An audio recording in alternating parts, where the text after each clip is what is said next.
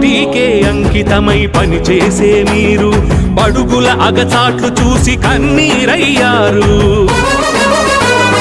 పార్టీకే అంకితమై పనిచేసే మీరు బడుగుల అగచాట్లు చూసి కన్నీరయ్యారు.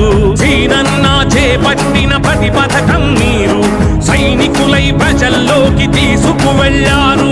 పల్నాడు పసిడినాడుగా మార్చే మీ త్యాగం, మీరే తోబుట్టువులు, మీరే ఆత్మబంధువులు. పల్నాడుకు అంకితమై మీ యువ శక్తి ప్రజలకు అందించింది సుఖము శాంతి.